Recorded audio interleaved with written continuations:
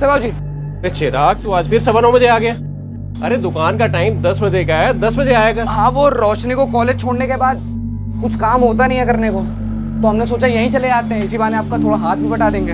अरे वाह, तेरी यही बातें तो मेरे को बहुत अच्छी लगती हैं। वरना आजकल तो पूरा पैसा लेने के बाद में लोग आधा काम करते हैं और तू अपनी मर्जी से ओवर टाइम करता है। अब बाबूजी काम से जो चुराएंगे तो बहन को कैसे पालेंगे फिर? हमारे सिवा उसका कोई और है भी नहीं। 9 बजे उसको कॉलेज छोड़ते हैं और फिर 5 या 10 मिनट लगता है साइकिल से यहाँ तक आने में। और अगर आधा घंटा ज़्यादा काम कर भी लिया तो क्या टेंशन है, अपनी दुकान है बाबूजी। तो मैंने कब मना किया है कि मत आया कर? तेरी जैसी मर्जी हो वैसे किया कर, बस आते हुए अपने लिए चाय बोलते आया कर। अरे छोटू, 2 चाय लेके आ कड़क।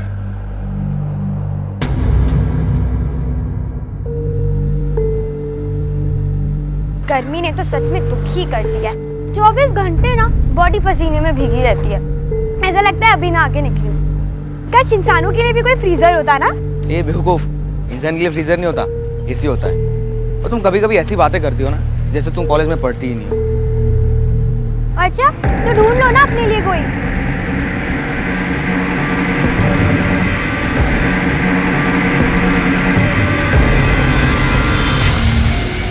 रुक भैया, रुक रुक।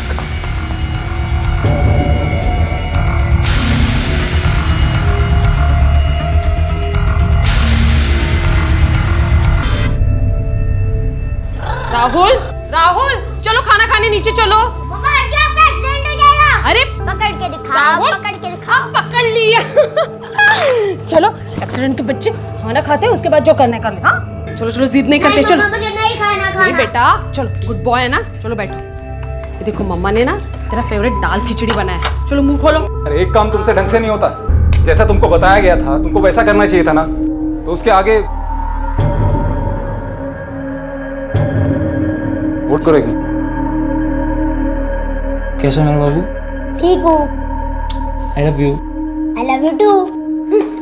चलो बाय बाय।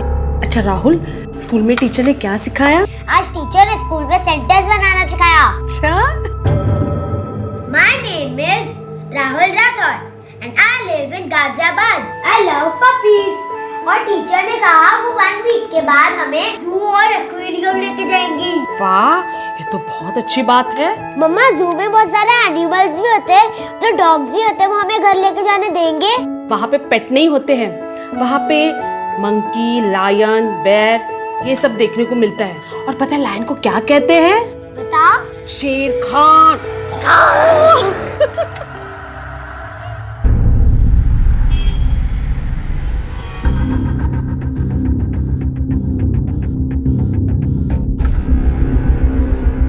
रोशनी, ये ले खाना खा ले।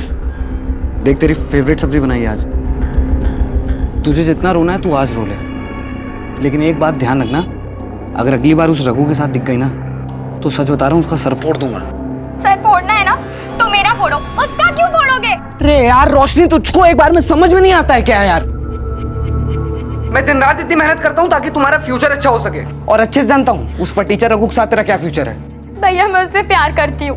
भाई हो ना, नहीं समझोगे। अगर माँ होती ना तो मेरी सारी फीलिंग समझ लेती। रोशनी, आज तूने ये बात बोली थी ना, बचपन से तुझे माँ बाप की तरह पाला है। या मेरा वो मतलब नहीं था, मैं तो बस इतना कह रही हूँ। जो भी था रोशनी, मेरा मतलब तो तुम्हें समझ में आया ना। तेरी शादी रघु के साथ नहीं हो सकती, तेरी शादी वहीं होगी जहां मैं चाहता हूँ, और अगली बार उसके साथ दिख मत जाना।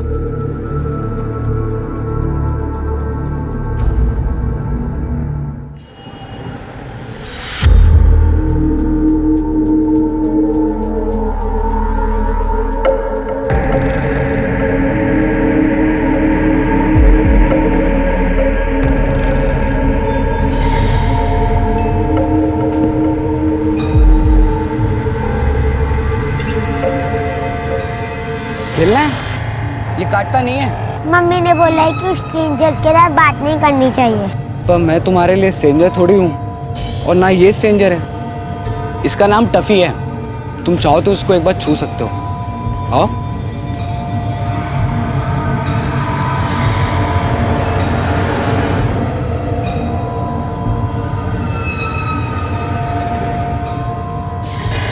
हैंडशेक करो। आपका नाम क्या है?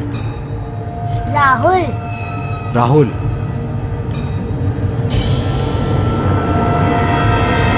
कहते हैं कि इंसान गलतियों का पुलिंदा है, और जब यही इंसान रोजमर्रा की जिंदगी में तमाम तरह की अच्छी और बुरी परिस्थितियों का सामना करता है तो मानो गलतियों की गुंजाइश बढ़ जाती है। इन परिस्थितियों के पैदा होने से तो कई बार नहीं बचा जा सकता, लेकिन अपने विवेक का इस्तेमाल करते हुए इन गलतियों के होने पर काबू करने की कोशिश जरूर की जा सकती है। पर जब इंसान इसमें चूक जाता है तो ऐसे हालात पैदा होते हैं जो ना सिर्फ वर्तमान को बल्कि भविष्य को भी अंधकार में ले जा सकते हैं।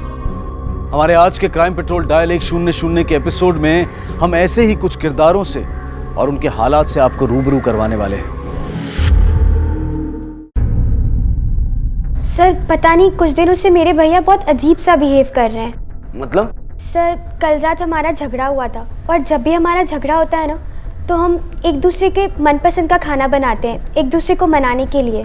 आप मुद्दे की बात पे आइए, आपकी कंप्लेंट क्या है? हाँ सर वही बता रही हूँ। मैंने सोचा कि मैं उसके पसंद का खाना बना देती हूँ, और मैंने देखा कि वो बिना नाश्ता करे और बिना लंच लिए ही चला गया। तो मैंने सोचा कि मैं उसे डब्बा दुकान पे दे आऊँगी और वहीं से कॉलेज निकल जाऊँगी। जब मैं जा रही थी तो हमारे रास्ते में एक स्कूल पड़ता है, तो मैंने देखा भैया वहाँ पे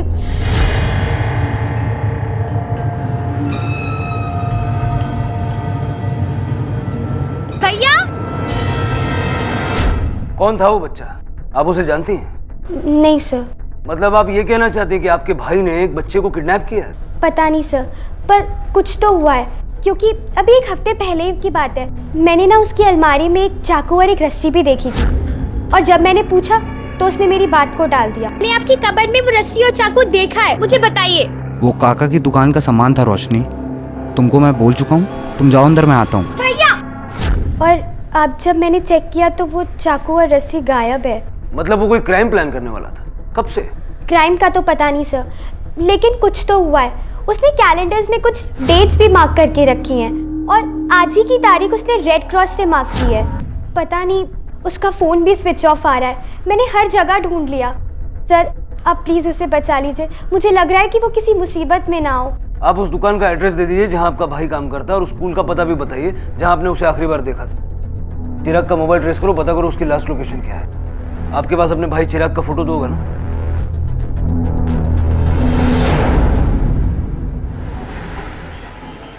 आज आपके स्कूल से किसी बच्चे के मिसिंग होने की कंप्लेंट आई है? जी नहीं, ऐसी कोई कंप्लेंट नहीं आई। क्या बात कर रहे हो आप? ऐसे कैसे बोल सकते हो? मैंने खुद अपने बेटे को स्कूल वैन में बिठाया था। स्कूल बस में बैठाने के बाद में जिम्मेदारी स्कूल की होती है। बताइए मेरा बेटा राहुल कहाँ है? अगर आपका बच्चा स्कूल आया होता तो रजिस्टर में क्या हो एंट्री रहा है? जरूर हुई होती। क्यों इतना शोर मचा रखा है? तो मेरा बेटा सुबह स्कूल आया था, और रोज दोपहर को 2 बजे तक वो घर आ भी जाता है, लेकिन घर नहीं पहुंचा। इसलिए मैंने उसके सारे दोस्तों को कॉल किया, कहीं वो दोस्तों के घर न चला गया हो, लेकिन वो कहीं नहीं गया। और अब हम स्कूल आए हैं तो ये लोग कह रहे हैं कि आपका बेटा स्कूल आया ही नहीं। जब आपका बेटा सुबह वैन में था तो स्कूल क्यों नहीं पहुंचा? वही तो हम आपसे जानना चाहते हैं कि हमारा बेटा स्कूल क्यों नहीं पहुंचा। सुनिए सुनिए, शांत हो जाइए। सुरेंद्र सर। बस के अटेंडेंट से पूछो कि बच्चा बस में चढ़ा या नहीं, और अगर चढ़ा तो कहाँ उतरा। सर। मिश्रा जी, इन्हें बस अटेंडेंट के पास ले जाइए। आइए। आपको किसी पे शक है? कोई ऐसा है जिससे आपकी दुश्मनी हो, या फिर? तो मेरी किससे दुश्मनी होगी? मैंने किसी का क्या बिगाड़ा है? मेरा कोई दुश्मन नहीं है सर। तुम ही बच्चों को बस से स्कूल लाने और ले जाने का काम करते हो ना? हाँ सर। सुबह राहुल बस से स्कूल आया था? हाँ सब आया था। आया था तो बस से उतरा कहाँ? सब यहीं गेट के सामने उतरा था, और मैं तो उसके साथ ही था। ठीक है। इसको जानते हैं आप? नहीं सर। कौन है ये चिराग। और अगर हमारी जानकारी सही है तो आपका बच्चा इसी के पास। इसका मतलब इसने मेरे बेटे को गायब किया है, मेरा राहुल का किडनैप किया है। सर, अटेंडेंस का कहना है कि उसने राहुल को सुबह स्कूल के गेट पर ही छोड़ा था। स्कूल का सीसीटीवी फुटेज चाहिए हमें। ठीक है, आइए मेरे साथ।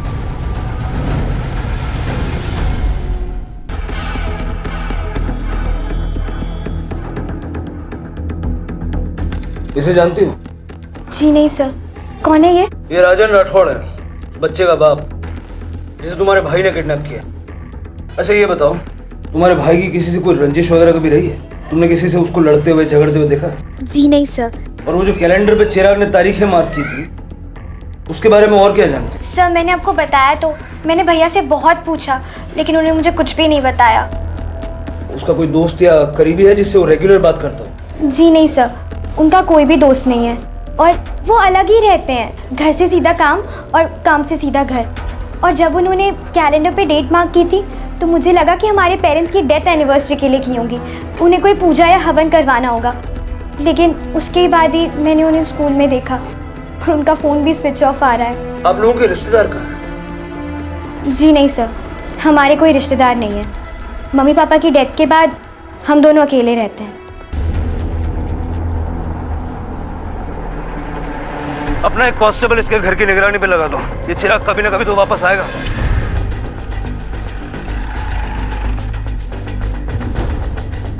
चिराग आपकी दुकान पे काम करता है? हाँ साहब। इस बच्चे को पहचानते हो आप? कभी देखा है चिराग के साथ? नहीं साहब, इसको मैंने कभी नहीं देखा। ये चिराग लड़का कैसा है? साहब बहुत मेहनती लड़का है वो, कभी किसी काम के लिए उसको मेरे को कहना नहीं पड़ा, सारा काम अपने आप कर देता है वो। और साहब दुकान पे आने का टाइम 10 बजे का है, लेकिन पिछले हफ्ते से वो 9 बजे दुकान पर आ रहा है। 1 घंटा पहले? मतलब वो राहुल से मिलता होगा और फिर यहाँ आता होगा। साहब ये राहुल कौन है?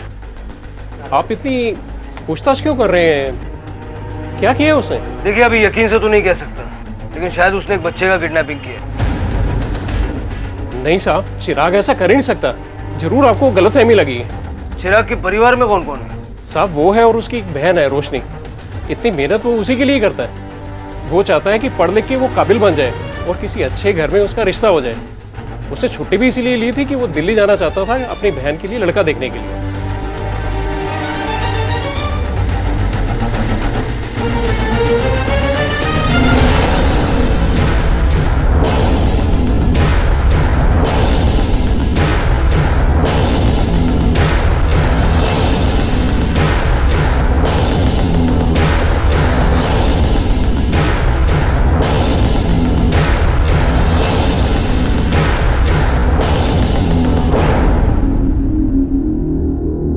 सुनीता, सुनीता तू रो मत अब, राहुल जल्दी वापस आ जाएगा। बस कर अब रोना, ए ले पानी पी ले। तू भगवान पे भरोसा रख ना, देखना राहुल सही सलामत वापस आ जाएगा। पता नहीं वो कैसे होगा, किस हाल में होगा, उसने खाना खाया होगा कि नहीं। मेरे बच्चे को मुझे वापस लाके दे दो, ये जिसने भी किया होगा उसको जो चाहिए वो दे दो। तुम शांत हो, शांत शांत। बहुत जल्दी वापस आएगा।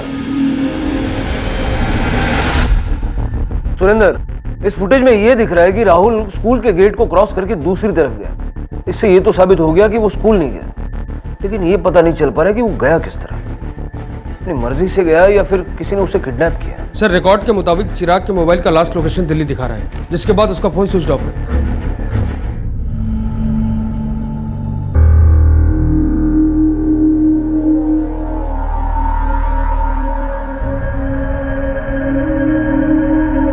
भैया कहाँ चले गए थे आप? पता है मैंने आपको कितने फोन किए, कितनी परेशान हो गई थी मैं।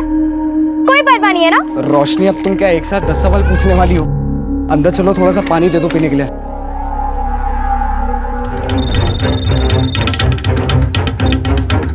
हेलो सर, चिराग अभी भी बस्ती में आया है। ओके सर, चिराग अभी भी बस्ती में आया है। सर मैं सच कह रहा हूँ साहब। जो कहना पुलिस स्टेशन में कहना। रोशनी ने समझाओ। सर मेरी बात सुनिए सर।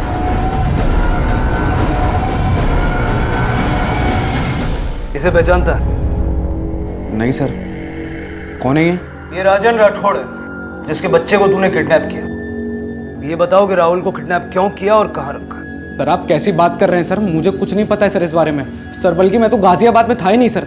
सर मैं तो दिल्ली गया हुआ था अपनी बहन के लिए कोई लड़का देखने के लिए सर, आज ही लौटा हूँ सर।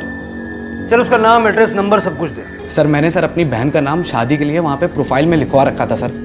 सर ये वहाँ के मैरिज ब्यूरो की लिस्ट है सर, उन लड़कों की लिस्ट सर। इन लड़कों के घर गया था सर, और ये काफ़ी दूर दूर रहते हैं, तो अलग अलग जगहों पे भटकना पड़ा। जिस रोशनी के लिए तू लड़का देखने दिल्ली गया था ना, उसी रोशनी ने तुझे बच्चे को किडनैप करते हुए देखा है। ज्यादा घुमाने की ट्राई मत कर, सीधा सीधा बोल चल। सर आप रोशनी की बात पे क्यों आ रहे हैं सर? वो छोटी सी बच्ची है सर। इतनी छोटी है, इतनी बच्ची है कि अपने भाई को किडनैपर बताएगी? सर मैंने ना कल रात को सर रोशनी को डांटा था सर एक लड़का है सर, रघु, वो उसको बेवकूफ़ बना रहा है सर, और रोशनी भी अब उससे प्यार कर बैठी है सर। तो मैं दिल्ली इसीलिए गया था सर, ताकि कोई अच्छा लड़का मिल जाए और अपनी बहन की शादी उससे करवा दूँ। सर हो सकता है उसने आपसे इसलिए झूठ बोला हो सर। मतलब उसने एक ऐसे बच्चे की झूठी कहानी बना दी तो सच में किडनैप हो गया? देख प्यार से पूछ रहा हूँ, बता दे, वरना बताना तो तुझे बाद में भी पड़ेगा। क्यों अपनी हड्डियां तोड़वाना चाहता है? बोल। सर मैं नहीं जानता सर राहुल नाम का लड़का कौन है सर, वो कहाँ है, मुझे इस बारे में कुछ नहीं पता है सर। मतलब तू प्यार से नहीं बताएगा? सिंह चल, जब तक ये सच नहीं बोलता इसकी हड्डियां तोड़। सर मेरी बात सुनिए सर, सर मैंने आपको सब बता दिया। सर मेरी बात सुनिए। सर प्लीज़ आप मेरे भाई को छोड़ दीजिए, उसकी कोई गलती नहीं है, वो निर्दोष है, सारी गलती मेरी है। उस दिन वहाँ उतना ट्रैफिक था और वो रोड की दूसरी साइड पे खड़ा हुआ था, इसीलिए मुझे लगा कि उसी ने उस बच्चे को गाड़ी में बिठा दिया होगा। लेकिन सर उसकी कोई गलती नहीं है, सारी गलती मेरी है, मैंने ही अपने भाई को फंसा दिया। अचानक क्या हो गया तुम्हें? उस दिन तो पूरे विश्वास के साथ कह रही थी कि तुम्हारे भाई ने राहुल को उठाया, और अब अपना स्टेटमेंट बदल रही है। मैं मानती हूँ कि मुझसे गलती हुई है, अगर आपको सजा देना है तो आप मुझे दीजिए, लेकिन प्लीज आप उसे छोड़ दीजिए। संतोष सिंह छोड़ दो चिराग को। सर ऐसा भी तो हो सकता है कि रोशनी झूठ बोल रही हो अपने भाई को बचाने के लिए। सुरेंद्र फिलहाल हमारे पास चिराग के खिलाफ कोई सबूत नहीं है, इसलिए छोड़ना तो पड़ेगा ही। उसका मोबाइल फोन सर्वेलेंस पे डालो। ये भाई बहन की कहानी में कुछ तो गड़बड़ है। जिस चिराग चतुर्वेदी पर आपके बेटे को किडनैप करने का शक था, उससे हमने पूछताछ की, लेकिन अभी तक उसने कुछ कबूल नहीं किया, इसलिए कुछ कह नहीं सकते। क्या नाम बताया आपने इसका? चिराग। नहीं पूरा नाम? चिराग चतुर्वेदी। आप जानते हो उसे? नहीं, मैं किसी चिराग चतुर्वेदी को नहीं जानता हूँ। नहीं, याद कीजिए, आप इस नाम के व्यक्ति से कभी मिले हो या कभी नहीं, कभी आपकी कोई अनबन हुई हो? नहीं सर, कभी नहीं। ठीक है, देखिए हम राहुल को ढूंढने की पूरी कोशिश कर रहे हैं, हमें कुछ भी खबर मिलती है हम आपको इन्फॉर्म करते हैं, और अगर आपके पास कोई फिरौती की कॉल्स आती हैं तो आप हमें ज़रूर बताइएगा। और हाँ, अगर आपको कुछ याद आता है उसके बारे में। किसके बारे में सर? वही चिराग चतुर्वेदी के बारे में, तो बताइएगा। संतोष, जैसे ही हमने चिराग का पूरा नाम लिया राठौर चौंक गया था, जैसे उसे कुछ याद आया हो, लेकिन पूछने पर साफ होकर गया था। अगर मेरा शक सही है तो अब यही हमें बताएगा कि इसकी कौन सी याददाश्त ताजा हुई थी।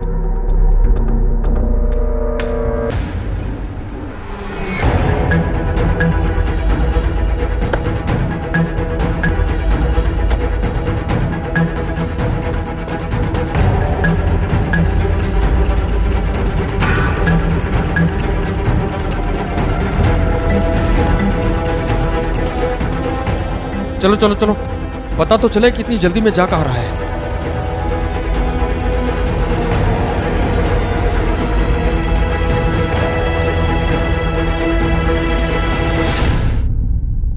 सर, चिराग किडनैपिंग केस में एक इंपॉर्टेंट इंफॉर्मेशन हाथ लगी है।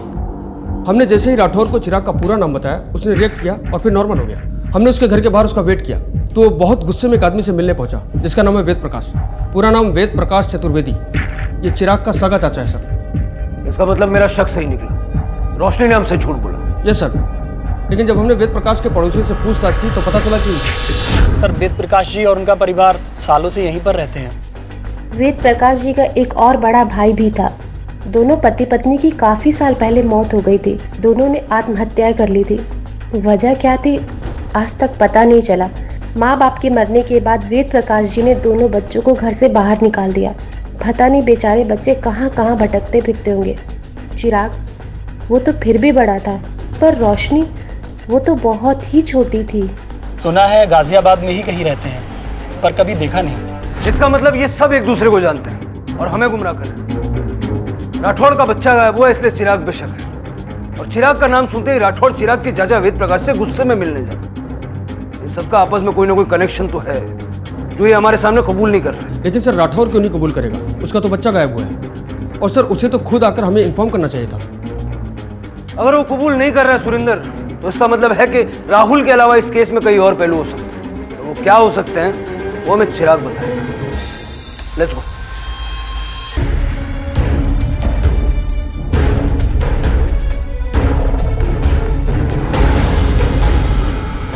साहब, राठौड़ ने मेरी बहन को मार दिया साहब,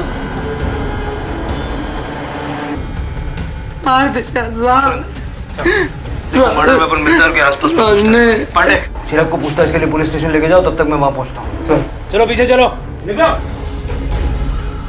और ने इसको मारा है साहब, मेरी बात सुनो साहब, साहब ऐसा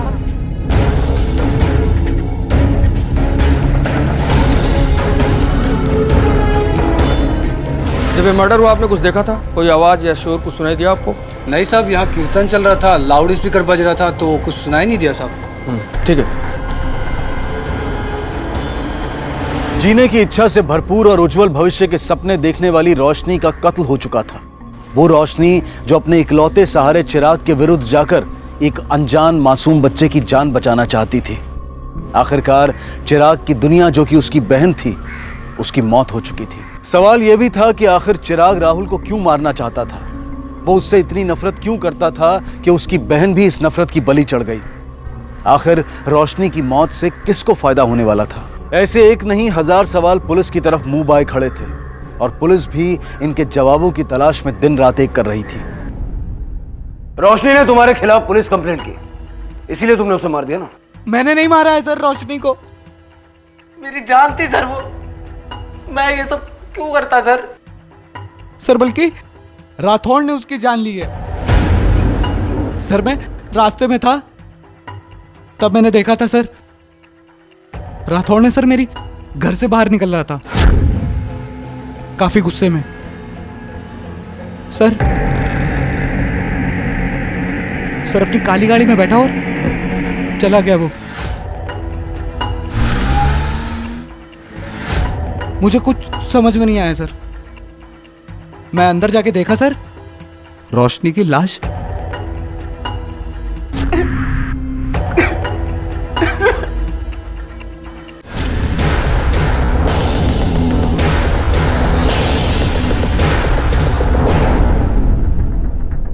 मुझे राहुल का कुछ पता चला?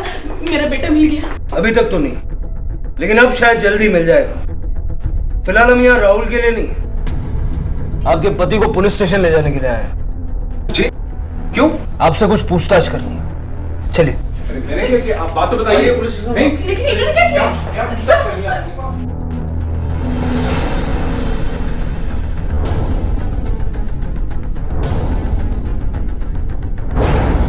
मैं मानता हूं कि मैं उसके घर गया था, पर किसी का खून करने नहीं गया था, बल्कि उसे वार्निंग देने कि अगर राहुल उसके पास है तो लौटा दे।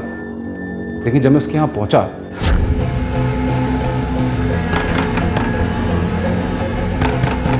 तो उसके यहां तो ताला लगा हुआ था। मैं वहां से वापस अपने घर चला आया, मैंने तो उसके घर में पैर तक नहीं रखा। सुरेंद्र, राहुल के किडनैप होने के बाद रोशनी का मर्डर हुआ। रोशनी को मारने का कोई खास मकसद चिराग के पास नहीं है, लेकिन राहुल को किडनैप करने का जरूर हो सकता है। सुरेंद्र, इसका मतलब है कि इन दोनों के अलावा कोई और भी हो सकता है। रोशनी का एक बॉयफ्रेंड भी था ना, जिसे चिराग पसंद नहीं करता था। हाँ सर, रघु नाम है उसका। बुलाओ इस रघु को पुलिस स्टेशन पूछताछ के। सर, मुझे लगता है कि हमें एक बार चिराग के पड़ोसियों से भी पूछताछ करनी चाहिए। हो सकता है हमें कोई इन्फॉर्मेशन हाथ लगे। सुरेंद्र, हमें राहुल के किडनैप होने और रोशनी के मर्डर के बीच का कनेक्शन ढूंढ निकालना होगा, क्योंकि राठौड़ चिराग के पास जाने से पहले वेद प्रकाश से मिलने गया था। वेद प्रकाश ही वो आदमी है जो चिराग और राठौड़ को जोड़ता है। सब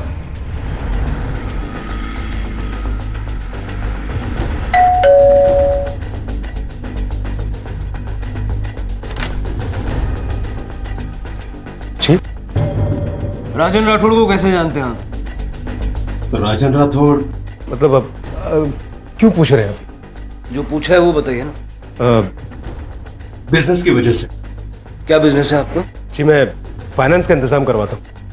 अगर किसी को पैसे की जरूरत है तो मार्केट से कम इंटरेस्ट में उनको पैसे दिलवाता हूँ। चिराग और रोशनी आपके क्या लगते? चिराग, रोशनी मेरे भाई के बच्चे हैं, लेकिन भैया और भाभी की मौत के बाद उनसे मुलाकात कभी हुई नहीं। आपके भैया भाभी ने सुसाइड किया था, क्या वजह रही होगी? वजह तो आज तक पता नहीं चली सर। 10 साल पहले पुलिस ने काफी इन्वेस्टिगेट किया, लेकिन आखिर में थक हार कर उन्हें भी केस क्लोज करना पड़ा। मेरी बात समझ में नहीं आ रही है सर। 10 साल पुराने इस केस के बारे में आज मुझसे क्यों पूछताछ कर रहे हैं? क्योंकि राठौड़ का बच्चा किडनैप हुआ है और सस्पेक्ट है आपका भतीजा चिराग, और रोशनी का खून हुआ है और सस्पेक्ट है आपका बिजनेस फ्रेंड राठौड़। देखिए साहब, मुझे इस मामले में मत घसीटिए। मेरा इन दोनों मामलों से कोई लेने देना नहीं।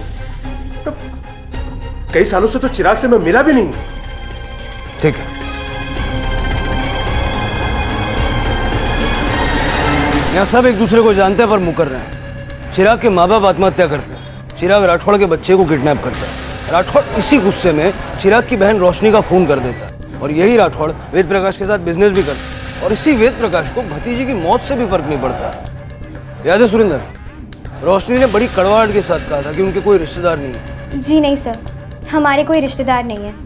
मम्मी पापा की डेथ के बाद हम दोनों अकेले रहते हैं। इसका मतलब है इन सब के अलावा एक और कड़ी है जो इन सबको जोड़ती है और शायद हादसे की वजह भी। सर मुझे लगता है कि उस वजह तक पहुंचने के लिए हमें पहले राहुल तक पहुंचना होगा। सुरेंद्र, ये भी तो हो सकता है कि चिराग और वेद प्रकाश मिले हुए हो और जानबूझ के अनजान बनने का नाटक कर रहे हो सकता है वेद प्रकाश की कोई बिजनेस प्रॉब्लम हो जिसकी वजह से तो दोनों ने मिलकर राहुल को किडनैप किया हो। ये केस जितना सीधा दिख रहा है ना उतना है नहीं। सच अभी भी हमारी नजर से छुपा हुआ है। हेलो, ठीक है, हम अभी पहुंचते हैं। सर, रघु पुलिस स्टेशन आ गया है। चल।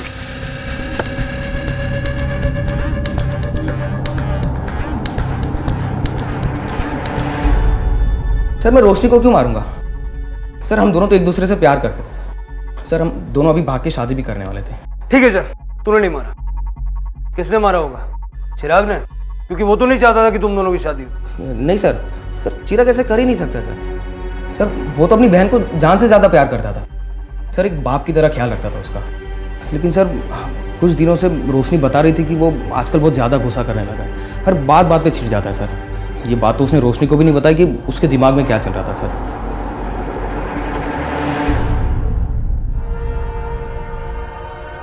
गायत्री, गायत्री! अरे क्या हुआ? किस लिए इतना चिल्ला रहे हैं और ये कहाँ जा रहे हैं सामान पैक करके? दिखाई नहीं दे रहा तुम्हें? चिराग और राठौड़ दोनों पागल हो गए। पता नहीं दोनों ने पागलपन में कुछ कर दिया तो बेकार में मैं फंस जाऊंगा। इतने सालों के किए कराए पर पानी फिर जाएगा। राठौड़ को मैं अच्छी तरह से जानता हूँ, वो चुप रहने वाला नहीं है। अरे पुलिस को तो कैसे वैसे मैंने बेवकूफ बनाकर यहाँ से भगा दिया कि बिजनेस के लिए आया था, पर मैं जानता हूँ राठौड़ क्यों आया था। वो यहाँ पर मुझे धमकी देने के लिए आया था कि अगर उसके बेटे को कुछ हुआ तो वो मेरे बेटे की जान ले लेगा। अब तुम यहाँ खड़े रह के मेरा मुंह मत देखो, जाके अपना कपड़ा बंद करो और नितिन को भी बोला अपना सामान बंद करे जल्दी। सब मैं कह रही हूँ ना कि इन्होंने कुछ नहीं किए। मैं आपके आगे हाथ जोड़ती हूँ, प्लीज मेरे पति को छोड़ दीजिए। एक तो मेरा बेटा गायब हुआ है, ऊपर से आपने मेरे पति को लॉकअप में बंद कर दिया। ये कहाँ का इंसाफ है? देखिए, हमारी किसी से कोई पर्सनल दुश्मनी तो है नहीं कि किसी को तंग करेंगे। आपके पति पे खून का इल्जाम है और इसलिए पूछताछ के लिए उनको पुलिस स्टेशन में लाया गया था। खैर फिलहाल मैं उनको छोड़ रहा हूँ, लेकिन अगर जरूरत पड़ेगी तो दोबारा उनको बुलाऊंगा।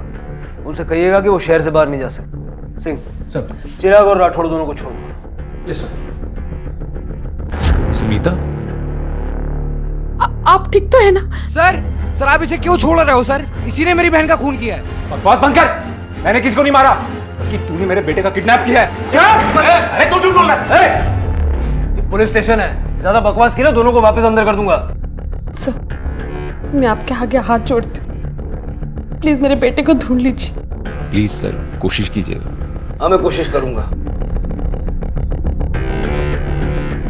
आप जाइए, जाओ।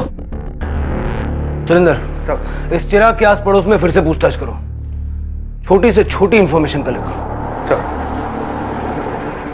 जिसकी वजह से मेरा बेटा पता नहीं किस हाल में जी रहा होगा, लेकिन मुझे पूरा यकीन है ये सब कुछ किया धरा आप ही का है, जिसकी सजा मेरे बेटे को मिल रही है। लेकिन मैं एक बात बता देती हूँ, अगर मेरे बच्चे को कुछ हो गया ना तो मैं अपनी जान दे दूंगी और उसकी जिम्मेदार सिर्फ आप ही रहोगे। सुनो मेरी बात, कुछ भी बोले जा रही हो। राहुल सिर्फ तुम्हारा बेटा नहीं है, मेरा भी बेटा है, और कोई अपने बेटे का बुरा क्यों चाहेगा? ये तो तुम ही जानते, लेकिन मैं अच्छे से जानती हूँ ये ऐशो आराम, ये पैसा जो तुमने कमाया ना, ये सीधी तरीके से नहीं कमाया, और तुम्हारी इस लालच की वजह से मैं अपने बेटे को खोना नहीं चाहती। याद रखना।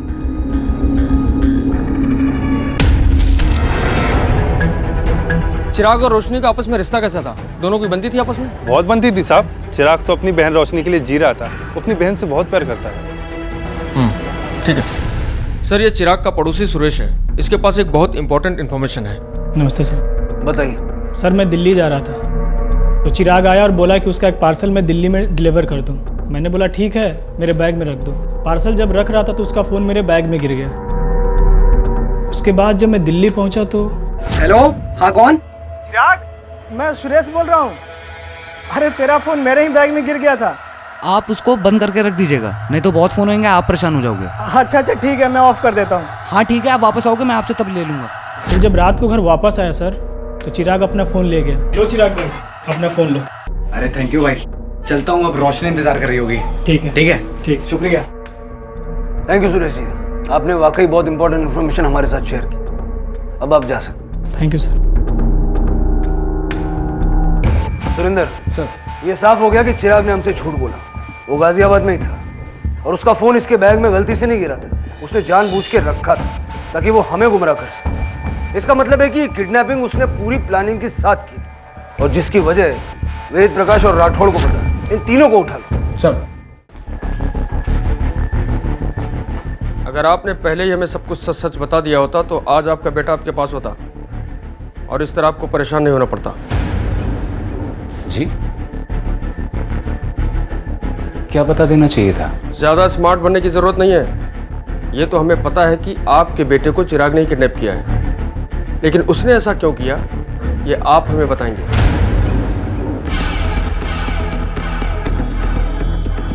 अरे सुनिए सर, ये वेद प्रकाश के घर पे ताला लगा है, कुछ पता है कहाँ गए हैं? ना जी सर, कहाँ गया ये तो नहीं पता, लेकिन शाम को टैक्सी में बैग रख के किधर जा रहा था? कल शाम। Okay, thank you. हाँ बोलो। सर, वेद प्रकाश के घर पे ताला लगा हुआ है। मैंने पड़ोसी से पूछताछ की, उन्होंने बोला कि कल रात को वह कहीं चले गए। सर, उसका फोन भी स्विच ऑफ आ रहा है। ठीक है।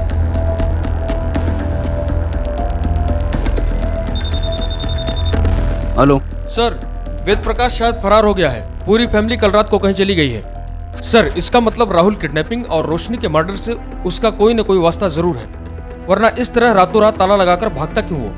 वेद प्रकाश का मोबाइल फोन ट्रेस कभी ना कभी तो ऑन करेगा ही। सर,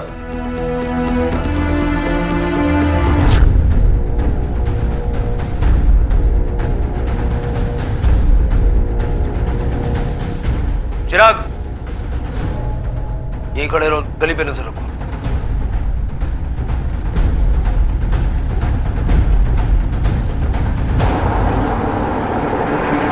चिराग और रोशनी जो दोनों एक दूसरे की दुनिया थे, इस सतही दुनिया को अलविदा कह चुके थे और पुलिस एक बार फिर नए सिरे से लगभग शून्य पर पहुंच गई थी। यह साबित हो चुका था कि चिराग ने ही राहुल को अगवा किया था, लेकिन वही चिराग अब खुद मौत की नींद सो चुका था और सवाल यह भी था कि यह हत्या थी या आत्महत्या। पुलिस के मुताबिक यह कत्ल हो सकता था, लेकिन फिर एक नया सवाल कि यह कत्ल किसने किया होगा और रोशनी का कत्ल किसने किया था। आप मुझे फिर से उठा के ले आए, मेरे बच्चे को ढूंढने के बजाय आप मुझे ही परेशान कर रहे हैं। ये परेशानी तुमने खुद मोल ली है। हमने तो प्यार से पूछा था, बता दो, तुमने नहीं मानी। क्या बता दूं? कुछ हो तो बताओ ना। मैं बताता हूँ क्या बताना था। हमने रोशनी के मर्डर के बारे में पूछा, तुमने झूठ बोला। हमने पूछा चिराग को जानते हो, तुमने झूठ बोला।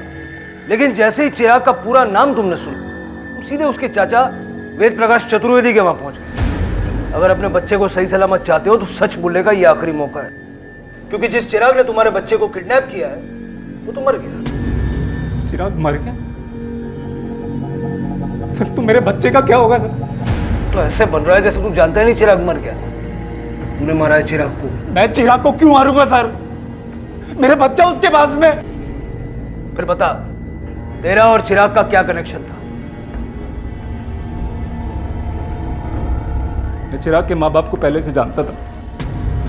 10 साल पहले उन्होंने आत्महत्या नहीं की थी, बल्कि मेरे बिजनेस से जो ब्लैक मनी जमा हुआ है, आप उसे अपने मंदिर के दान में जमा कर लीजिए, इससे ब्लैक वाइट हो जाएगा और फिर उस पैसे को मैं वापस मार्केट में घुमा दूंगा और फायदा सिर्फ मेरा नहीं बल्कि आपका भी होगा।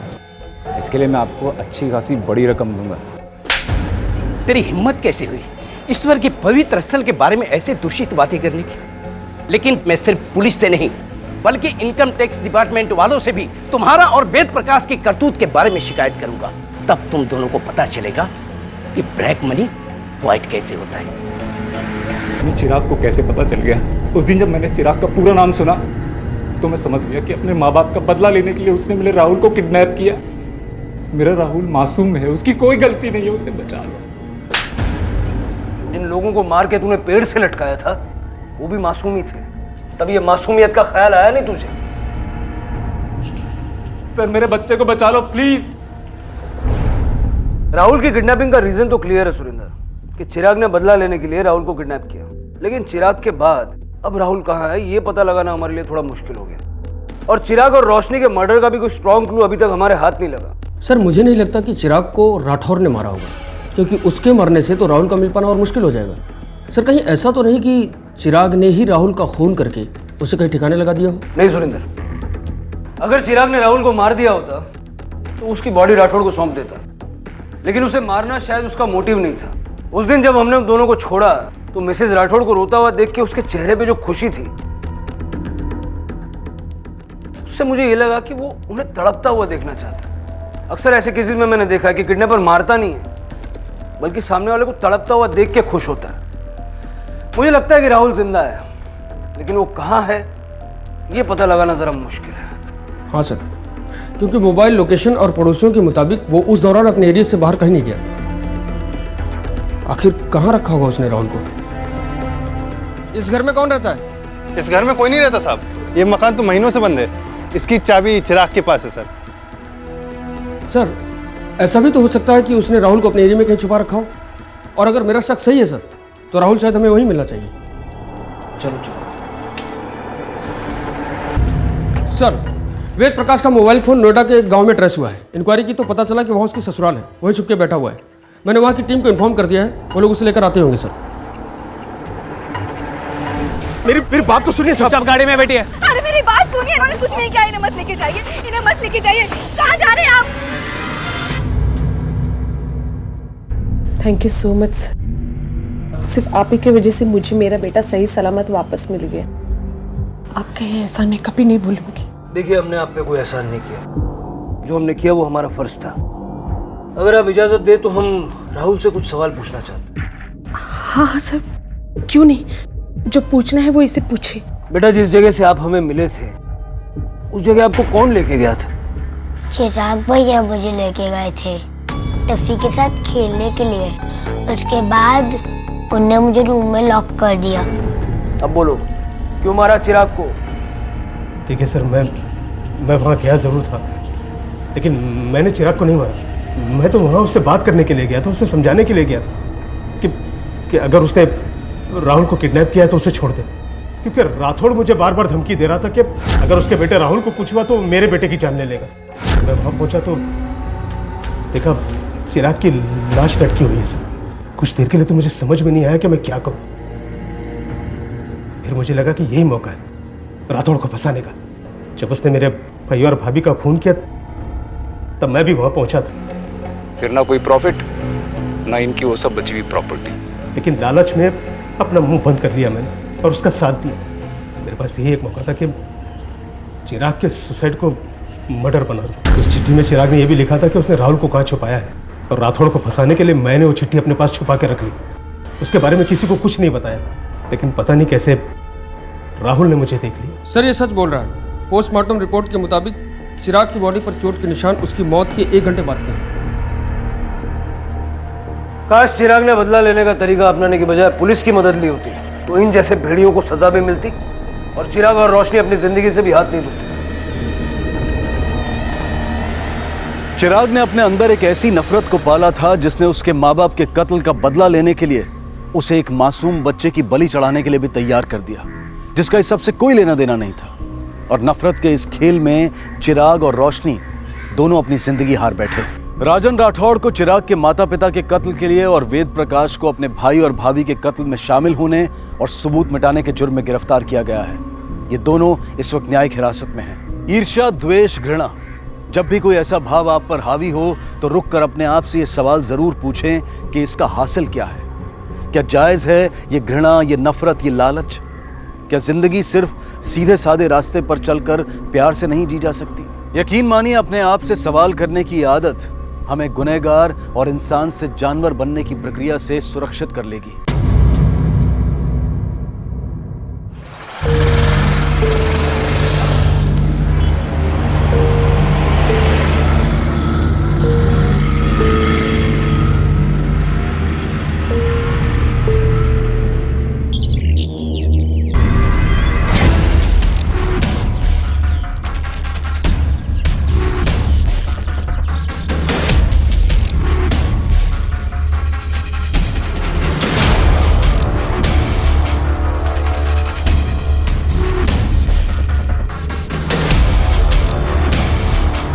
नमस्कार, आदाब। क्राइम पेट्रोल डायल 100 में आप सबका स्वागत है। महाराष्ट्र के नागपुर में एक दिन एक दिल दहला देने वाली घटना सामने आई, जहां किसी की बेरहमी से हत्या की गई थी। वहीं दूसरी तरफ एक लड़का एक छोटे से बच्चे के साथ किसी के इंतजार में बैठा था। कौन था ये लड़का और उसके साथ ये बच्चा कौन था, और जिस शख्स की बेरहमी से हत्या की गई थी वो कौन था और उसकी हत्या की वजह क्या थी? क्या इस शख्स का और उस लड़के का आपस में कोई कनेक्शन था? क्या? नहीं नहीं नहीं, मेरा नीलेश नहीं मर सकता। देखिए, मुझे मालूम है ये सही वक्त नहीं है बात करने का, लेकिन आप लोग से अकेले में बातचीत करें। साहेब, माझा पोरगा खूप चांगला होता। उसका ना ही कभी किसी से झगड़ा, ना ही कोई दुश्मनी थी। कह के गया था कि मैं काम पर जा रहा हूँ, पर वापस ही नहीं आया। कितने खुश थे हम दोनों। हम अपने बच्चे को इस दुनिया में लाने की तैयारी कर रहे थे, पर अच्छा, आपको किसी पर शक है? किस पर शक करूं सर? मैं तो ये सोच भी नहीं सकती कि कोई मेरे पति जैसे भोले इंसान के साथ भी कोई। हमारे लिए तो विश्वास करना ही नामुमकिन है कि ऐसी कोई घटना घट चुकी है। पता नहीं अब रूपा दीदी पूरे घर को अकेले कैसे संभालेगी। हो सकता है उसका कोई कस्टमर हो जो उससे नाराज हो किसी वजह से। कस्टमर? ये नीलेश करता क्या था? नीलेश का ट्रैवल बिजनेस है अपने जीजा जी के साथ। हो सकता है बिजनेस को लेकर कुछ आपस में हुआ, पर हमें नहीं पता। ठीक है, जरूरत पड़ने पे पुलिस स्टेशन बुलाएंगे। शिंदे, नीलेश के परिवार में किसी को भी ऐसा नहीं लगता कि उसके किसी के साथ दुश्मनी हो सकती है, और जिस तरह से उसे मारा है देखकर नहीं लगता कि लूटपाट के चक्कर में उसे मारकर वहां फेंक दिया गया है। और जितनी बेरहमी से मारा है, उतनी बेरहमी से कोई किसी का कत्ल तभी कर सकता है जब उससे बहुत नफरत करता हो। नीलेश के बारे में अच्छे से पता लगाओ। जिस दिन उसका कत्ल हुआ उस दिन वो कहाँ था, किस किस से मिलने वाला था, किस किस के टच में था। छोटी से छोटी और बड़ी से बड़ी इंफॉर्मेशन भी मुझे चाहिए। सर, नीलेश के चाचा ने बताया कि नीलेश ट्रैवल कंपनी में काम करता था। उसके पड़ोसी से पूछताछ करो, देखो किसी ने कुछ नोटिस किया था क्या। ऐसा तो कुछ अजीब नहीं देखा मैंने, सब कुछ नॉर्मल है। अच्छा, उसके किसी से कोई दुश्मनी या फिर कोई लड़ाई झगड़ा? वैसे तो बहुत अच्छा आदमी है, सबसे बहुत अच्छे से बात करता है, पर आजकल इतना टाइम कहाँ मिलता है कि एक दूसरे पे ध्यान दो। Thank you.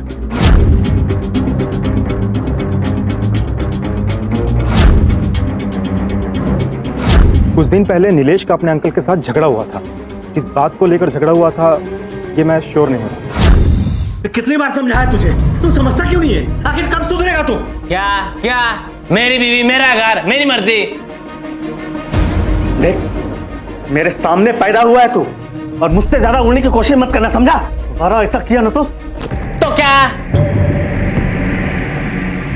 इस मामले से दूर रहिए, दखलंदाजी की जरूरत नहीं है।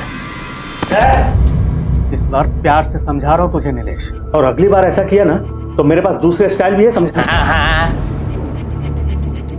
सर, मैं तो बस इतना ही चाहता था कि वो बहू का ख्याल रखे। पेट से है वो सर, इस घर को वारिस देने वाली, लेकिन पता नहीं क्यों सर नीलेश को अपने ही बच्चे की कद्र तक नहीं। लेकिन आपको ऐसा क्यों लगा? तो सर, एक दिन नीलेश बहू की जान लेने की कोशिश कर रहा था, इसलिए अगले दिन मैंने नीलेश को डांटा था। माना कि मैं नीलेश से गुस्सा था, पर इसका मतलब ये नहीं कि मैं उसे जान से मार दूं।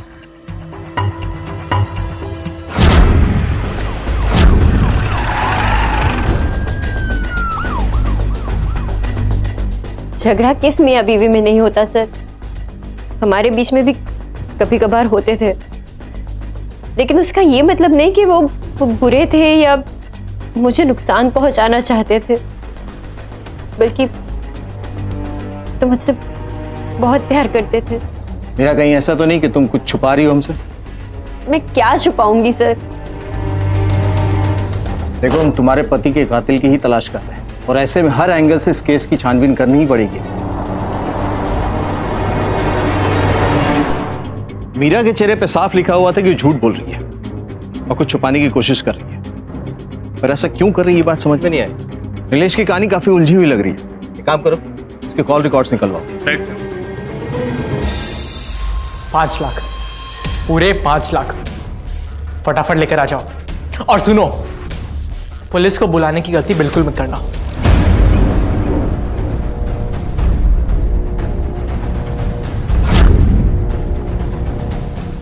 कॉल की ड्यूरेशन बहुत कम थी, हम कॉल को ट्रेस नहीं कर पाए। सर मेरा बच्चा मिल जाए बस, बदले में उनको जो चाहिए ना हम देने के लिए तैयार। जितने भी पैसे चाहिए हम दे देंगे। सर मुझे मेरा बच्चा चाहिए, सारी गलती मेरी है, मैं इतनी लापरवाह कैसे हो सकती हूँ परा?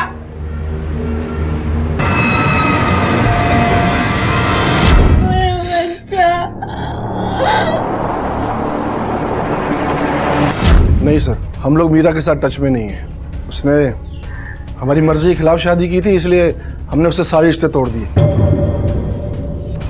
आप लोग आखिरी बार उससे कब मिले थे?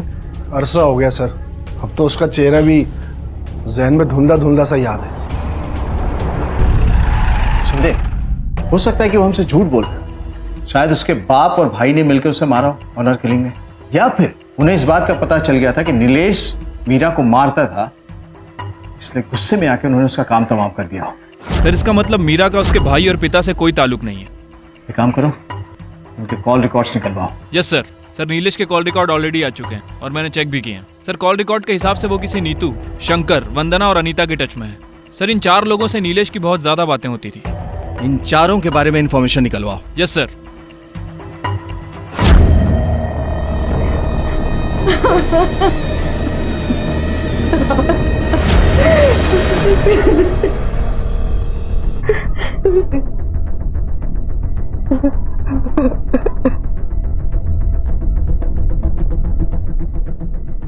आपकी नीलेश के साथ फोन पे काफी बातें होती थी ना? सर मैं और नीलेश एक साथ काम करते थे, मैं ही उसे काम में गाइड करता था। बहुत ही अच्छा इंसान था वो। मुझे पता नहीं ये सब किसने और क्यों किया उसके साथ। पिछले कुछ दिनों में नीलेश के किसी भी कस्टमर से कोई बहस हुई थी? मेरी जानकारी में ऐसे कोई आदमी नहीं। सर ये नीतू है, नीलेश की बड़ी बहन। आपको किसी पे शक है? चलो।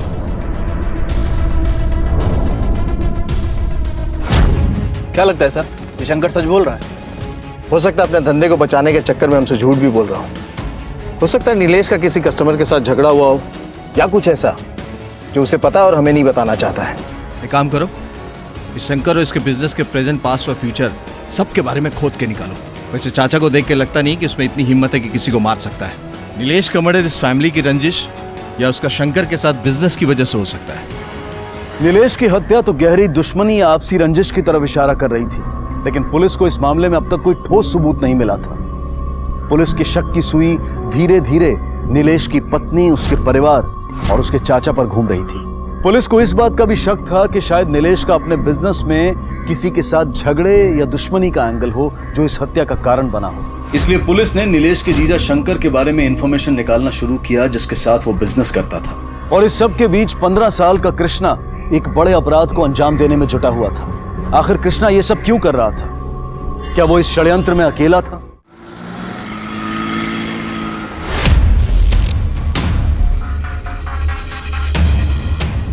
कृष्णा खाना बन गया है, चल गरम गरम खा ले। चल चल चल चल चल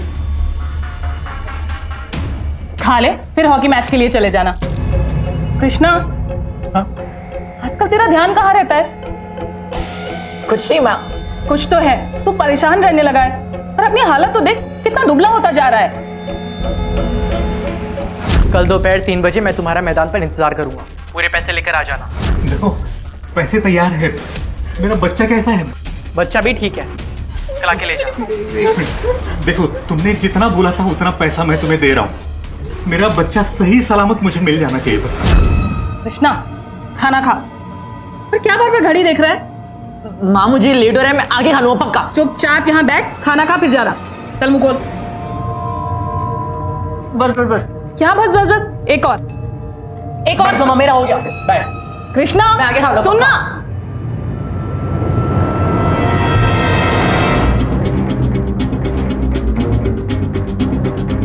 आप लोग बिल्कुल चिंता मत कीजिए। हमारी ऑब्जर्वेशन के हिसाब से ये किडनैपर इस लाइन में नया है। हमने जाल बिछा दिया है, ये किडनैपर जल्दी हमारी गिरफ्त में हो। चलिए सर, शंकर की सारी इंफॉर्मेशन मिल गई है। उसका बिजनेस तो ठीक ठाक चल रहा है, लेकिन सर एक चौंकाने वाली बात पता चली। क्या? सर शंकर ने अभी तक 4 शादियां की हैं। यहाँ तक कि नीलेश की बहन भी उसकी दूसरी बीवी रह चुकी है सर। और शंकर कुछ महीने पहले ही अपनी बाकी बीवियों को छोड़कर अपनी दूसरी बीवी नीतू के पास वापस आया है। इतना सब कुछ होने के बाद शंकर इसके पास वापस लौट कर आया। क्या ये बात किसी भी भाई को कभी बर्दाश्त होगी? सीधा मुद्दे की बात करते हैं। तुमने 4 शादियां की ना, तो ये कि नीलेश की बहन नीतू तुम्हारी दूसरी पत्नी है। उसके बाद तुमने 2 शादियां और की और अचानक ऐसा कुछ हुआ कि तुम लोग का प्यार पनपा और वापस आ गए और नीतू के साथ सब ठीक हो गया। जरूर नीलेश को इस बात का बुरा लगा होगा कि उसकी बहन की जिंदगी तुमने बर्बाद की, इसलिए तुमने। तो आप ये कहना चाहते हैं कि मैंने उसे मार दिया? क्या सर, अगर किसी बहन की उजड़ी हुई जिंदगी फिर से बस जाए तो किसी भाई को क्या परेशानी हो सकती है? नीलेश हमारे साथ ही काम करता था, हमारे साथ ही रहता था। किसी से भी पूछ सकते हैं आप, चाहे तो नीतू से पूछ लीजिए। आप बेकार का मुझ पे शक कर रहे हैं। छोड़ो इधर साहब, काम कीजिए, अब गर्मा गर्म चाय पीजिए। फिर कभी पियेंगे थाने की कड़क चाय। अभी चलते हैं।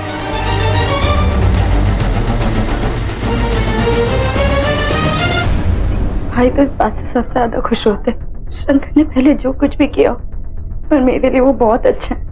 मेरी बेटी के पिता है वो। ये मेरी बेटी अवनी और शंकर। सर शंकर एक बहुत ही जिम्मेदार पिता है और ये शंकर की पहली बीवी से उसका बेटा कृष्णा। जांच के दौरान पुलिस को पता चला कि शंकर की पहली पत्नी का नाम अनीता है और कृष्णा अनीता और शंकर का ही बेटा है। लेकिन आखिर कृष्णा ने एक बच्चे को किडनैप क्यों किया? उसे 5 लाख रुपए किस लिए चाहिए थे? आखिर ऐसी कौन सी जरूरत थी जिसे पूरा करने के लिए कृष्णा ने इतने बड़े अपराध का सहारा लिया? सर चाहे बिजनेस हो या घर, ये नीलेश और शंकर के बीच में कुछ ना कुछ जरूर पकड़ा है। शंकर बहुत ही चालाक आदमी लगता है, इसे अच्छी तरीके से समझना होगा। उसे अच्छी तरीके से समझने में एक्स वाइफ हमारी मदद कर सकती है। राइट साहब।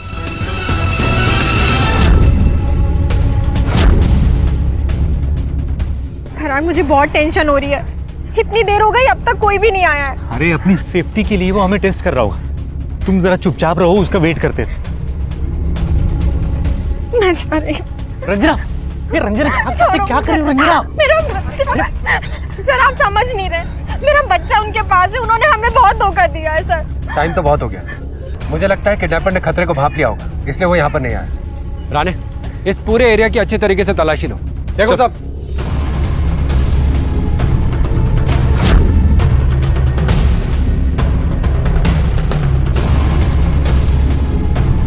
बॉडी को पोस्टमार्टम के लिए भेजें। सो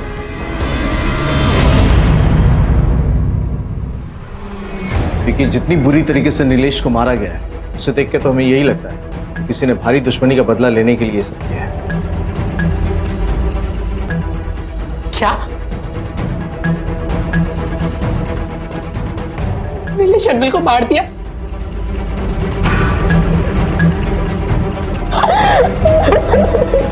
शंकर जब भी कृष्णा को मिलने आता था तो नीलेश हमेशा उनके साथ आता था। कृष्णा नीलेश के बहुत करीब था। दोनों साथ बातें करते थे, घूमते थे।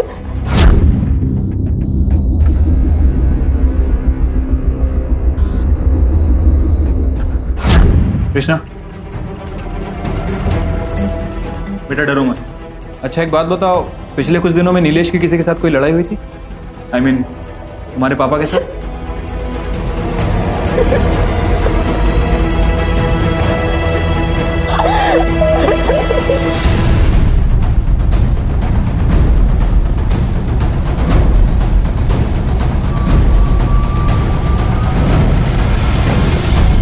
सर नीलेश की पोस्टमार्टम रिपोर्ट के हिसाब से वो काफी शराब पीता था और जिस वक्त उसकी हत्या है उसने काफी पी रखी थी। सर शायद यही वजह हो सकती है कि हत्यारे ने आसानी से नीलेश के ऊपर काबू पा लिया। सर पोस्टमार्टम रिपोर्ट के हिसाब से हत्या का समय रात में 11 बजे के आसपास का है। शिंदे, अगर नीलेश के कॉल रिकॉर्ड्स को अच्छी तरह से देखें तो शंकर की पहली पत्नी अनीता के काफी सारे कॉल्स दिखते हैं। हाँ सर, और उन्होंने बताया था कि वो नीलेश के काफी करीब थी और उसका बेटा कृष्णा भी। कृष्णा नीलेश के बहुत करीब था। दोनों साथ बातें करते थे, घूमते थे। सर यही वजह हो सकती है कि कृष्णा काफी घबराया हुआ। अगर इन दोनों की बातचीत होती थी तो संभव है कि उनके संबंध भी अच्छे हों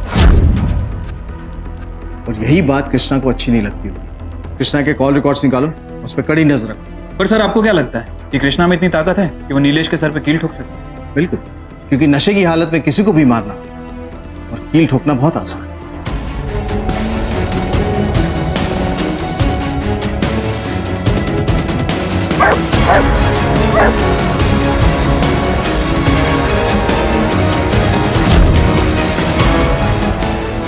राणे, इस पूरे एरिया में अच्छे से पूछताछ करो। किसी ना किसी ने यहाँ पर किसी को आते जाते जरूर देखा होगा। सो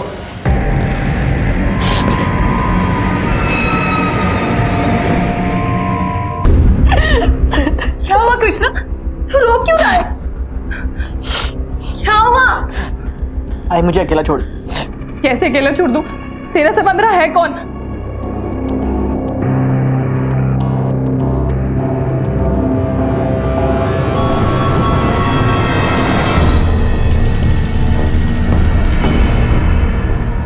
फराक, उसने हमारे बच्चे को क्यों मार डाला? हम तो सारे पैसे भी लाए थे उसे देने के लिए। क्यों मार डाला मेरे बच्चे को?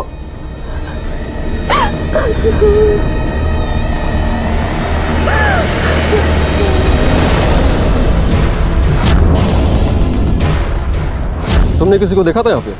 हाँ साहब, एक बच्चे को हमने देखा था। कोई सामान था उसके पास? हाँ साहब, उसके पास एक बैग था।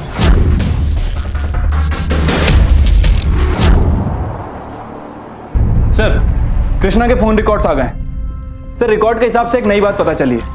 कृष्णा इस नंबर पर लगातार कई दिनों से बात कर रहा था और जब मैंने इस नंबर की डिटेल निकाली तो पता चला कि ये नंबर अनरजिस्टर्ड है, कंपनी से जल्दी बंद करने वाली। तो ये कृष्णा ही बता सकता है कि नंबर किसका है। ये किसका नंबर है? क्या आपकी इस नंबर पे बात होती थी? नहीं, मैं तो जानती भी नहीं कि ये नंबर किसका है। सच बोलिए, वरना सच बाहर लाने में हमें ज्यादा वक्त नहीं लगता। मैं सच बोल रही हूँ, मुझे नहीं पता ये नंबर किसका है। और आप पता लगा लीजिए, ये नंबर किसी गलत आदमी का नहीं हो सकता, वरना कृष्णा इस नंबर पे कभी बात नहीं करता। चाहे जो हो, इसे सच तो बताना ही पड़ेगा।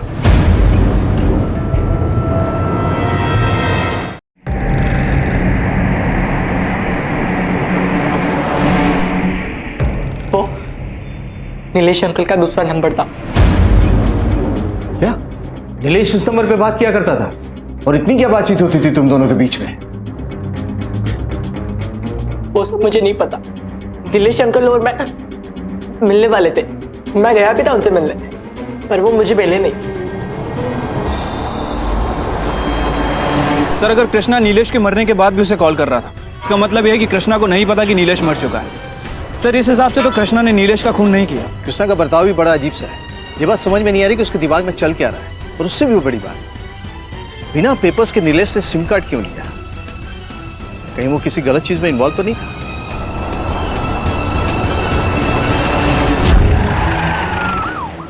नीलेश इस दूसरे नंबर का इस्तेमाल क्यों करता था? सर, इस बारे में मुझे तो कुछ पता नहीं। साहब, हमें किसी को इस बारे में पता नहीं, लेकिन इतना जरूर कह सकती हूँ कि मेरा बेटा कोई गलत काम नहीं कर सकता। वो तो शंकर के साथ छोटा मोटा बिजनेस कर रहा था। सर, मुझे नीलेश के दूसरे नंबर के बारे में नहीं पता। सर, मुझे नहीं लगता कि नीलेश किसी भी इलीगल काम में इन्वॉल्व हो। ऐसा लगता है कि इस फैमिली में नीलेश के बारे में किसी को भी अच्छी तरह से नहीं मालूम। ये तो क्लियर है कि वो कुछ ना कुछ प्लान कर रहा था।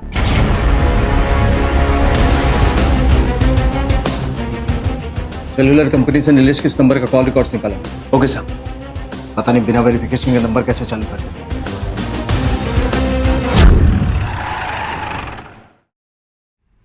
सर, ये रहे नीलेश के call records. Sir, call records के हिसाब से नीलेश कृष्णा के साथ साथ शंकर की दोनों एक्स वाइफ के टच में भी था। एक मिनट शिंदे, बड़ी अजीब बात है। नीलेश शंकर के एक्स वाइफ के टच में क्यों था? और उनसे बात करने के लिए उसे सीक्रेट नंबर की जरूरत क्यों पड़ी? सर, इस सवाल का जवाब तो शंकर ही दे सकता है। जी सर, मैंने ही नीलेश को अपने तीनों एक्स वाइफ से मिलवाया था, उस वक्त जब हम काम के सिलसिले में बाहर आते जाते थे। और तुम उन सब के टच में अभी तक क्यों? मेरे बेटे कृष्णा की वजह से मैं अपनी पहली बीवी अनीता के टच में हूँ, और मेरी दूसरी बीवी नीतू को तो आप जानते ही हो, मैं उसी के साथ रहता हूँ। और मेरी तीसरी बीवी मेरे काम में हेल्प करती थी, इसीलिए उसके टच में था, पर वो अब बहुत दूर सेटल हो चुकी है। और मेरी लास्ट वाइफ पूजा, जो मुझसे इमोशनली अटैच है, एक बार काम के सिलसिले में मैंने नीलेश को पूजा से मिलवाया था, लेकिन मुझे ये नहीं पता था कि वो उनसे लगातार टच में था। हाँ, मैं अनीता का मान सकता हूँ क्योंकि कृष्णा उससे काफ़ी करीब था, लेकिन दूसरे नंबर से कृष्णा का फोन। क्या तुम झूठ बोलने की कोशिश तो नहीं कर रहे हो? झूठ बोल के मुझे क्या मिलेगा सर? जरूरत पड़ी तो दोबारा बुलाऊंगा। बिल्कुल सर। सर, या तो ये शंकर सच बोल रहा है या फिर जरूरत से ज्यादा होशियार है। उसकी तीसरी वाइफ के बारे में पता करो और उसकी चौथी वाइफ जो अभी भी शहर में, उससे बातचीत करो। Right sir. शंकर की जिंदगी में जो कुछ भी चल रहा था उसकी वजह से उसकी जिंदगी काफी उलझी हुई थी और काफी हद तक नीलेश की जिंदगी शंकर की जिंदगी से जुड़ी हुई थी। दोनों एक साथ काम करते थे और एक दूसरे के काफी करीब थे। नीलेश नीतू का भाई था जो शंकर की दूसरी पत्नी थी और नीलेश शंकर की सभी पत्नियों के टच में था। क्यों? क्या शंकर की 4 शादियों का नीलेश की हत्या से कोई संबंध था? नीलेश का खून हो चुका है और उसकी और तुम्हारी इस नंबर पर लगातार बात होती थी। इस नंबर के बारे में किसी को नहीं पता। क्या बात करते तुम लोग?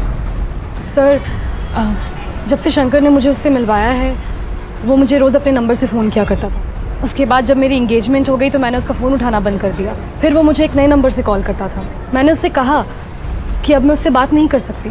मेरे मंगेतर को ये सब पता चला तो अच्छा नहीं होगा। मुझे नहीं पता उसका खून किसने किया और कैसे हुआ, लेकिन अब मेरी नई ज़िंदगी शुरू होने वाली है। आप प्लीज़ मुझे इन सब चीज़ों में इन्वॉल्व मत करिए। देखिए, फिलहाल तो हम नीलेश के केस की इन्वेस्टिगेशन कर रहे हैं। हमें आपके मंगेतर से भी बात करनी है। नहीं सर, मैं तो नीलेश को जानता भी नहीं था। अगर मुझे पहले मालूम होता कि नीलेश पूजा को परेशान कर रहा है तो मैं खुद ही पुलिस में कंप्लेंट कर देता। उसे मार के कानून को हाथ में लेने की कोई जरूरत नहीं थी मुझे। क्या शंकर की उलझनों का सामना नीलेश को करना पड़ा? क्या नीलेश की मौत शंकर की वजह से हुई?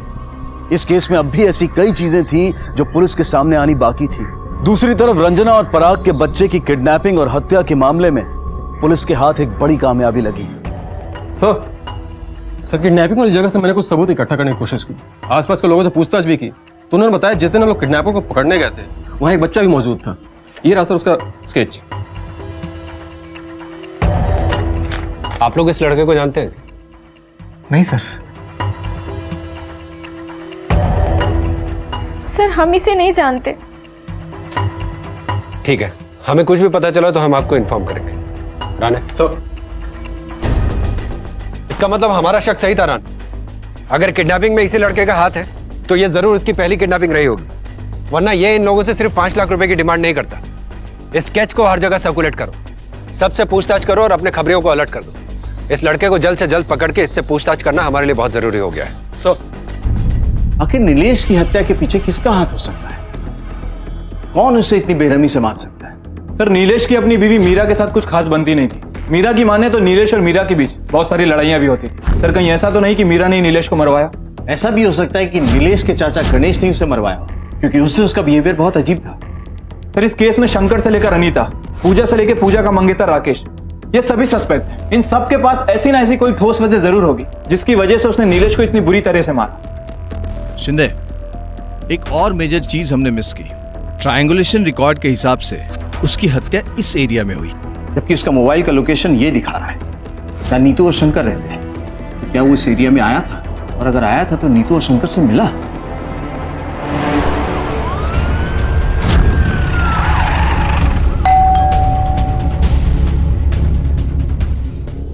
शंकर घर पे नहीं है।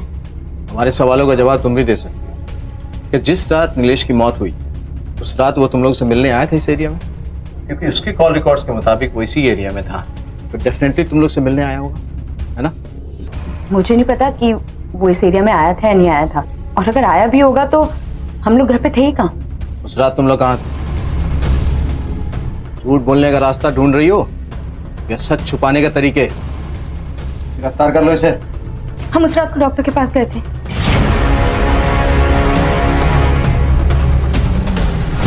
क्या नीतू आपके पास चेकअप के लिए आई थी?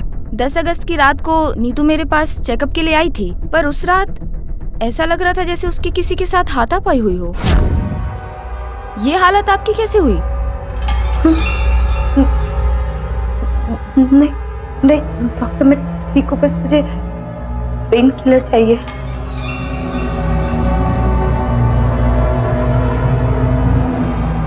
पर वो बिना दवाई लिए ही चली गई। Thank you. मैं सच कह रही हूँ, मैं गिर गई थी इसलिए मुझे वो चोट लगी। देखो नीतू, तुम्हें किसी से भी डरने की जरूरत नहीं है, अपने पति से भी नहीं। मेरे पति ने कभी मुझे हाथ भी नहीं लगाया सर। तो ठीक है, एक छोटा सा मेडिकल टेस्ट कर लेते हैं, दूध का दूध और पानी का पानी हो जाएगा। अरे जब मैं कह रही हूँ कि मुझे कुछ नहीं हुआ तो आप लोग जबरदस्ती मेरा चेकअप क्यों करवाना चाहते हैं?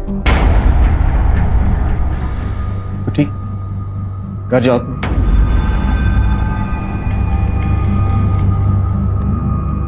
शिंदे, आई एम 100% श्योर ये अपने पति को बचाने की कोशिश कर रही है। इसके मेडिकल टेस्ट की परमिशन निकाल।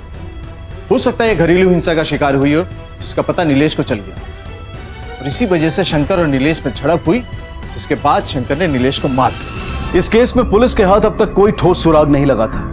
पुलिस की थ्योरी अब इस केस के हर एंगल पर काम कर रही थी। क्या नीलेश की मौत जैसी दिखाई दे रही थी वैसी ही थी? क्या हत्यारे ने नीलेश की हत्या को जानबूझकर इस तरह से अंजाम दिया था? सर, सोनेगांव पुलिस थाने से ये स्केच आया है। उन्हें इस लड़के की तलाश है। मामला किसी छोटे बच्चे की किडनैपिंग और मर्डर का है।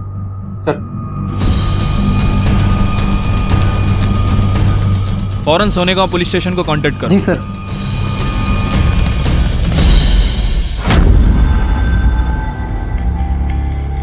मैं उसे मारना नहीं चाहता था।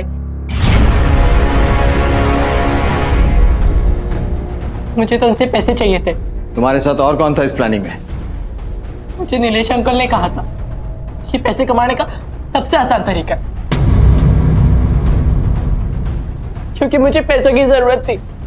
मेरी डैड के बहुत सारे औरतों के साथ अफेयर थे। मुझसे ज्यादा वो अवनी से प्यार करते थे। मेरी बेटी अवनी और शंकर, मेरे सारे विशेष, सारे डिमांड्स अधूरे रह जाते थे। फिर एक दिन नीलेश अंकल ने मुझे पैसे कमाने का प्लान बताया। उन्होंने मुझे उनका फोन नंबर दिया और मुझसे कहा कि मुझ पे कोई शक नहीं करेगा। ये सोचा था कि कम मांगेंगे और रेगुलर करेंगे। हम ये सब साथ में करने वाले थे, लेकिन नीलेश अंकल आए ही नहीं। फोन उठा। हाँ, मैंने उसे नहीं मारा। पता नहीं वो बच्चा कैसे मर गया। ये सब उस शंकर का किया धरा है। उसी ने ये सब किया है। मेरे बेटे ने कुछ नहीं किया। 4 शादियां, अलग अलग औरतों से संबंध, तेरी इन्हीं हरकतों ने तेरे बेटे को अपराधी बना दिया। क्या हुआ? चेहरे की हवाइयां क्यों उड़ गई? अब जिंदगी का मजा नहीं आ रहा तुझे? सच बता, तुझे पता था ना इस प्लान के बारे में कि नीलेश तेरे बेटे के साथ मिलकर ये सब करने वाला है? यही कारण है कि तूने नीलेश को मारा, क्योंकि वो तेरे बेटे की जिंदगी खराब करना चाहता था। बेहतर इसी में है कि सब कुछ सच सच बता। बोल। मैं सच बता रहा हूँ सर आपको। अगर मुझे जरा भी अंदाजा होता कि मेरा बेटा इन सब चीजों में पड़ने वाला, तो मैं उसे कभी ये सब करने नहीं देता सर।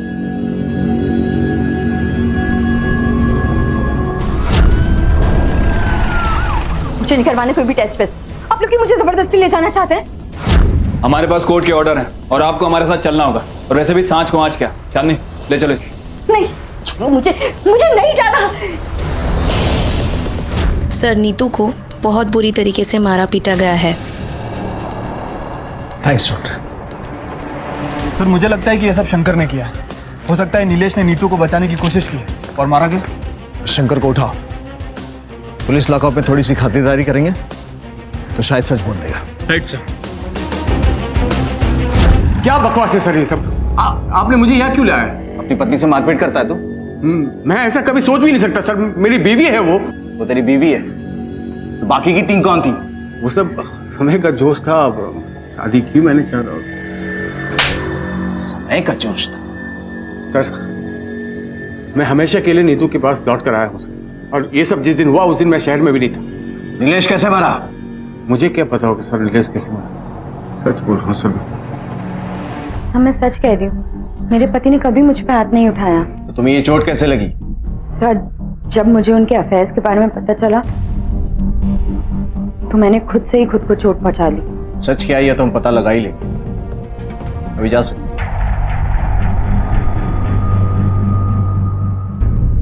सुंदे, देखा जाए तो इनमें से किसी का भी ट्रायंगुलेशन रिकॉर्ड इनके खिलाफ नहीं है। मौका वारदात पे भी किसी का फोन एक्टिव नहीं है। और हो सकता है खूनी इतना शातिर हो कि अपना फोन भी कैरी नहीं किया।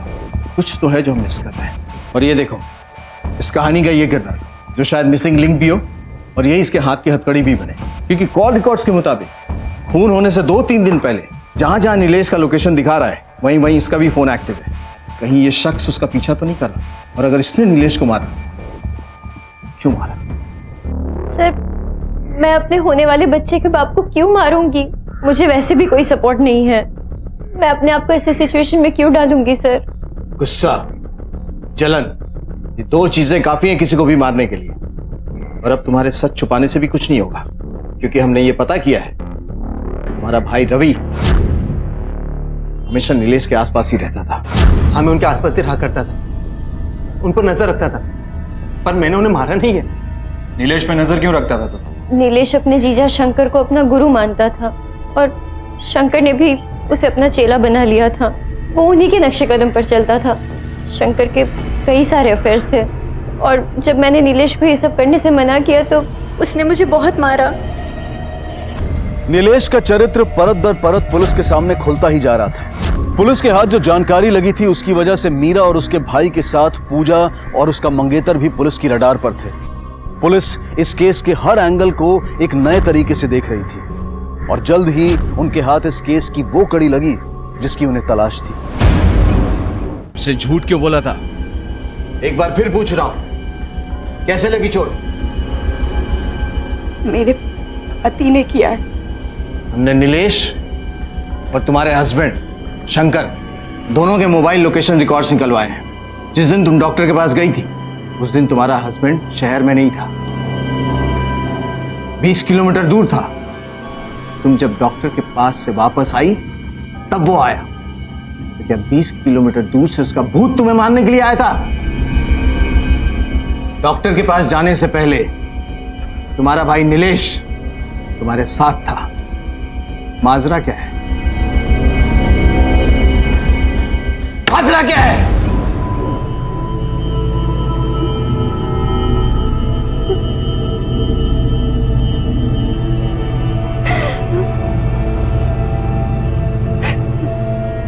उस दिन शंकर बाहर गया हुआ था, तब नीलेश मेरे घर आया।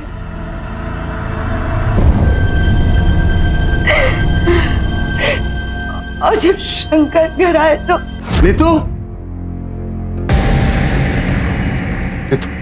नीतू, नीतू, क्या हुआ? क्या हुआ तुम्हें?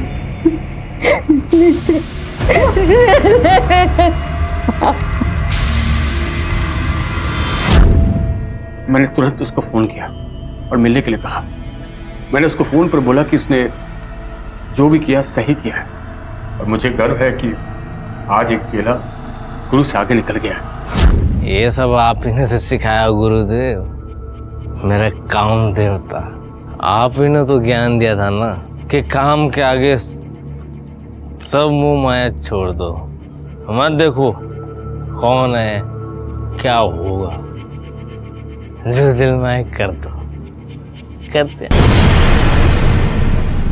बबूल बोगे तो आम नहीं मिलेगा। तुम्हारी थ्योरी 3rd क्लास दुनिया की 3rd क्लास बातें तुमने सिखाई थी ना उसे। और क्या किया उसने? सबसे पहला एक्सपेरिमेंट तुम्हारे ऊपर किया, अपनी बहन के ऊपर। मैं सोच भी नहीं सकता था कि इस हद तक गिर जाएगा वो।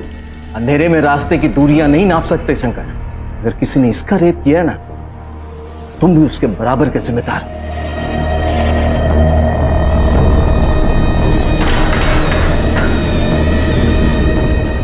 रोमांच और उत्तेजना से अश्लीलता और जुर्म की दूरी सिर्फ एक कदम की होती है।